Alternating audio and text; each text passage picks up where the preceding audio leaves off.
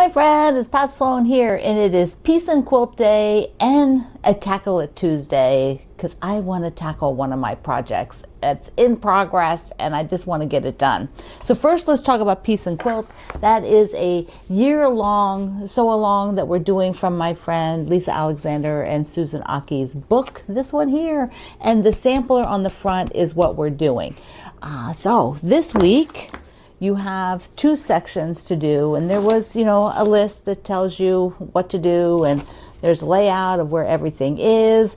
It's very exciting. So we have, this is called the 12-inch Arizona block. Each of the blocks in the book is given in several sizes, and so the directions tell you which size you're doing this month. So this is just one block of this. Isn't that pretty? So pretty. And I'll put it up on the wall with the others and get the other camera then. Now this here, you're doing 4 tulip ladyfinger blocks. Look at this. Those are the same block. So I want to look at this up close so that we can see how a block differs. I mean, it is so amazing, because we've done this many times, how your fabric placement will alter kind of the look of the block. So these 2 are done the same. Threads, threads, threads. These 2 are done the same, where there's a lot of background white, right?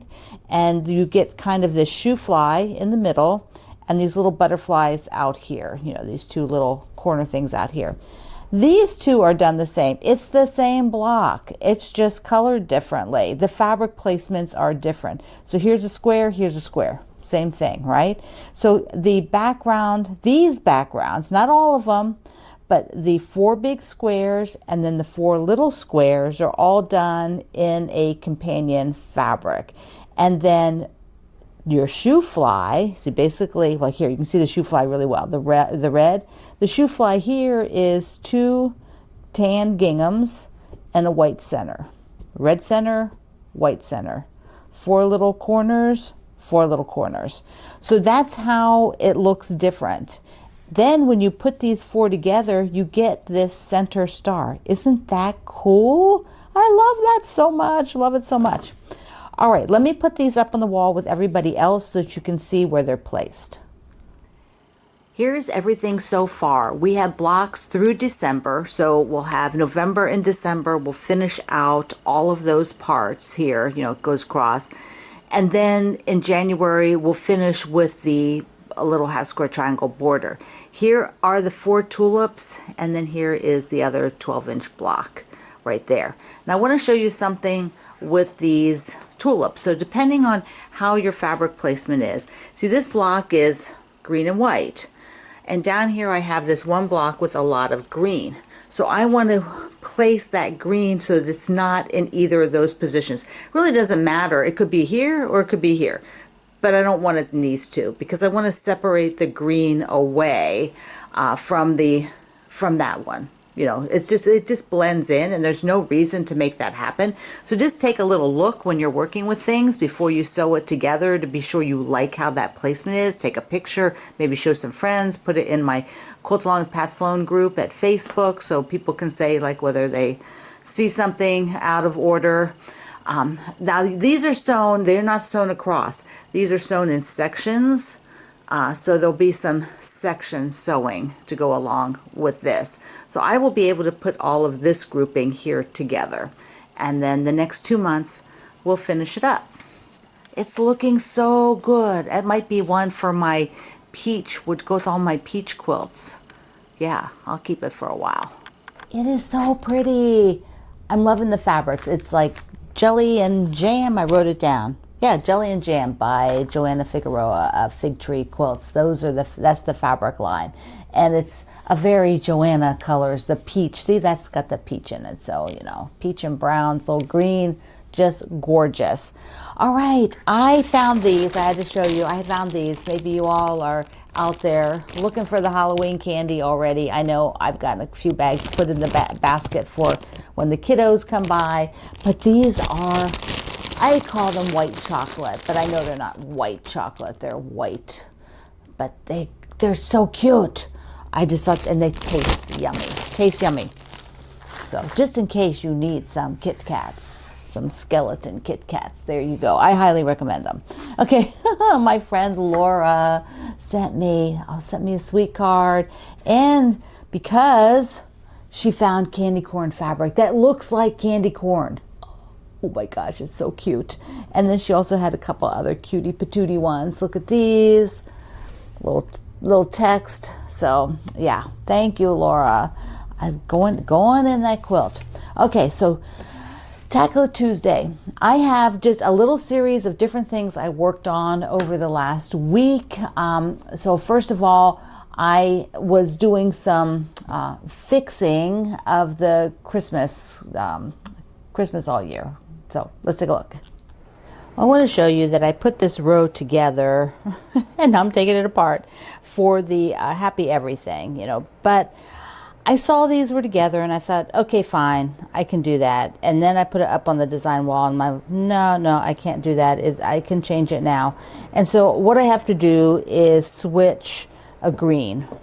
Either switch the green to this one out here or switch it with this one. Either one, doesn't matter. So I'll probably just switch these two because I think what happens is I can take this guy off here and then I'll just rotate it. So I'll remove here, this one, and then I'll remove this one. I'll rotate that so I don't have to take this seam out. This seam does not have to come out. So let me do that. Let me release these two here, these two seams, and then I'll show you. So this one's unhooked. So he's free, and he's free. And this will end up down here, so that, will it end up down there? No, I can't do that because they're still going to be touching. What am I thinking? Well, a bunch of you yelling, what are you thinking? It's not the red plaid that's the problem. It's the green one. So what I have to do is undo here, undo on this side out here, and then yeah, then I have to put this over here and rotate that one. Okay, so no one's sewing there. I figured that out. And so let's unsew this one. So the other day when I did this and I sort of pulled the fabric after I just, I'm doing these little, just clipping these little pieces like this. And when I did that the other day on the video, and then I just sort of pulled the fabrics two pieces apart because I find that fun. And particularly if you're like maybe a tad bit aggravated with having to do it, it feels like a great way to get it done. But many of you wrote and went like, oh no, don't do it like that. Pull the thread on the back. It's gentler on the fabric. Which is probably true, although I think fabric can handle a lot more than we give it credit for. So I will show you that. So basically, come to the back side, I pulled stitches. I just kind of lift up under there, and that comes out. There, thread. It's peach color, so it's hard to see. All right, so what do we got going on here? I don't want to lose track. Let's say, so now I'm going to put this guy here, right? And then I'm going to rotate that one. So there we go. So I will sew all of this back, and I have, I didn't have to undo every single seam. Okay, so that will be accomplished. All right, so I got that fixed, so I was happy about that. Okay, the other thing I did was work on that setting of the Halloween cross stitch that I finished from the free Halloween cross stitch. First, let me show you trimming it and what I did, the setup. Here's how I'm going to approach trimming this. I decided to go for 1.5, and I can actually just line up the 1.5 mark on the inside of that stitching. I mean, just think of this as a piece of printed fabric, your cross stitch, so just handle it like you would fussy cut a print, any kind of a big image. And so this line, I am actually going to do each, rather than do, 1, 2, when I cut it, I am going to cut this over here first, then I'll rotate it, and I'll do each one individually. I'll go ahead and use this kind of, this one that has a little bit of pattern. That'll probably be like a finished 1/2 inch, and then maybe I'll do like, I don't know, 2 inches there. So it'll be a little wider, and this will be I'm going to make this as a little mini quilt and put it on the wall by my front door where I put them. So that's where this is going to go. Okay, ready, steady. The trimming, and here's where I use the fleece. Oh, not fleece, I'm sorry. Fusible interfacing. The fusible interfacing, so I could just give it the cloth a little firmness, and that's and it kind of locks the threads as well back there. So okay, all right. So that's how I approach this one. I need to get it done. First, before I talk about the outer border, the word hello, how you put this into a seam allowance, be careful, because if I get the O in the seam allowance, there you go. You might have a word you don't really want. Or maybe you do. You can easily get that word in your quilt. Okay, so I am auditioning this at 2 inches. So what I did is put this ruler, the little square ruler, so they've got 2 across, 2 up. And I could open it all the way out as well and refold it, but I'm used to looking at things like this. You know, like you could just unfold this all the way so it's all on all 4 sides, if that helps you. So I'm going to do it at 2. This, of course, will be even narrower because the seam allowance. So there'll be a little bit of that tucked under like this. So just be that little strip. Okay, I'm going to do that. And here it is. Ta-da! There we go. So I am delighted, just delighted. It's a little bigger than I was, like for a spot. I'm not sure where I'm going to hang it right now because I did hang some things over by the door already, but I might take those down and just put this up because it's so cute. And then put those other ones back after Halloween. I don't know. I just want to enjoy it. And I decided after much rigmarole to do the polka dot, because I just don't want to have, on these small pieces, sometimes I feel it gets a little choppy to put like the purple again, because it makes your eye kind of draw to it too much. So I will do a polka dot.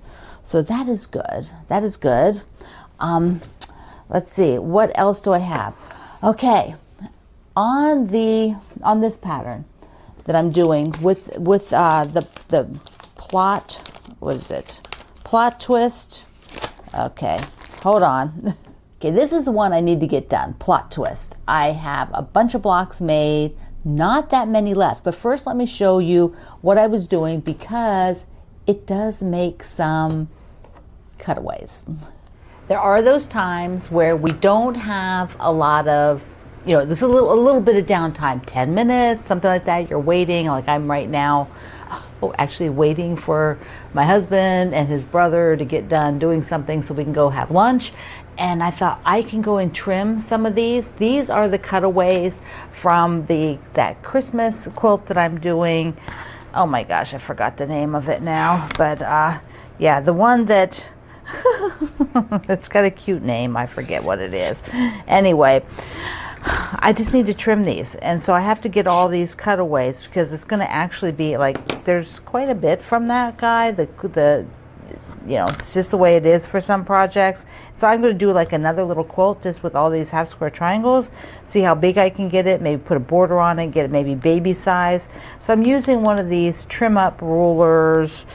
This is the Quilt in a Day one, and basically I'm trimming it to 4 inches, which means it'll be 3.5 finished size. And so the 4-inch line goes on the seam. See the seam here? You know, for the cutaway, so I'll put the 4-inch on that seam and then trim the 2 sides.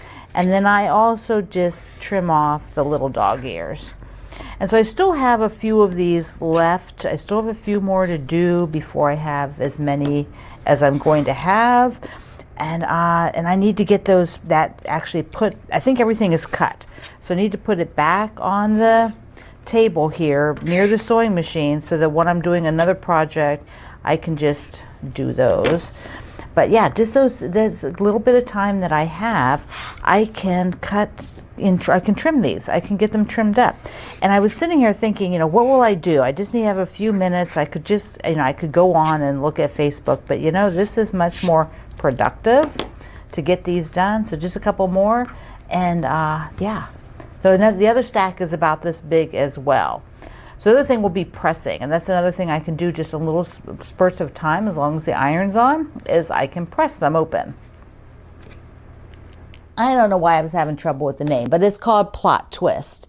And I think it's such a delightful pattern, and it comes with a bunch of different fabric sizes. I mean, quilt sizes rather. So supply list and directions for making multiple sizes. But let me show you a few of the blocks. And the fabric is just so cute. It is from Art Gallery called Wonders?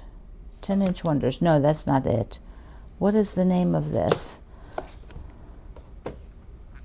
Okay, I found it. It's called Cabin, Christmas in the Cabin. They make the name of the line so small. What's that? Okay, so I bought, maybe I remember I bought some extra of the fabric, so I'm definitely going to have to do a pillow out of this because you could see it would be good. Oh my gosh, so cute. And here are what the blocks are looking like. Here they are. And I've got to get them up on the wall and take a look. But they're big units. Now I am using a lot of directional fabrics that probably will bother some people that they're slanted because these are going to be on the wall on point. So they're not straight like this. Although you could set it totally different if you wanted, but I'm going to do like the pattern because that's what drew me to the pattern. So here are just some of my combinations where I switch things around. So I don't always have the same fabrics together. See, the penguins and the Christmas bulbs, because see the candy canes here. Whoops. Candy canes with the coffee cups and then with the overall print. Oh, just love it. I skied one when I was a kid with my family. And then this is all I have left. So just these few. There's only like 5 blocks or something. Maybe about 7. Maybe about 7 blocks. It's all cut out, ready to go. So my Tackle It Tuesday is to get the rest of those blocks made. The rest of the 7 blocks made, taking all the cutaways rather, getting them all trimmed, and then taking all of these and pressing them open and then seeing what I can do with them. Because I think I can make this a small quilt and then put like a bigger border on it, make maybe sort of a tabletopper size, or could be for a children's quilt, something like that. So that again is with the Plot Twist and its leftovers. The other thing I'm trying to build back into my routine, it basically was in my routine for a long time and then it sort of fell out of my routine, is doing a little bit of cross stitch every day. And so I took out this guy recently, and here is where I am. So I'm doing pretty good. I'm doing pretty good with it. It's so cute. I want to do maybe a Christmassy one, or a winter, probably winter. I want to do something wintry next, but I also have one other that I'd like to finish that's a little bit bigger. That flower, something, folk flower or something like that. So after this, I probably should work on that, or maybe 2 of them. I don't seem to do as well working on more than one at a time. For cross stitch, I seem to do better with one. And like I said, I wanted to do more small ones. I said recently so that I can finish them, because I don't do much cross stitch. But if I have it out, I can stitch just a little bit. So, whoops, there's a magnet on there. So like right now, what I'm doing is there are little red dots in here. Like I just finished the feet and the beak. And so now I'm doing the little red dots, and then what I'll do is come and do the flowers. And then basically it's done. So I'm pretty close, but what I have to do is really focus and just sometimes take a few minutes. Not like I have to do a whole bunch. And what I did was take that little, those little, they had Lowe's had them, maybe some other people. I think Lowe's is the one that had these little tiny chests. And so I've put the cross stitch in here, the lid also open. So these are the current threads for this guy. These are the current threads. And then down here are the prior project, which I need to put away because I put that away. And I think this is a prior project too. So I have to look at what those 2 are, because there are 3 in here and I'm only working on 1. So I know when I finish that Halloween one, this is the Halloween one. But I am not sure what this one is, because it is not, this is just another by the same designer of a bee. So I should put that with all my other cross stitch. So basically, I've declared myself a cross stitch collector, pattern collector, because they're small. The patterns, you know, they're easy to collect. That's my story, and I'm sticking to it.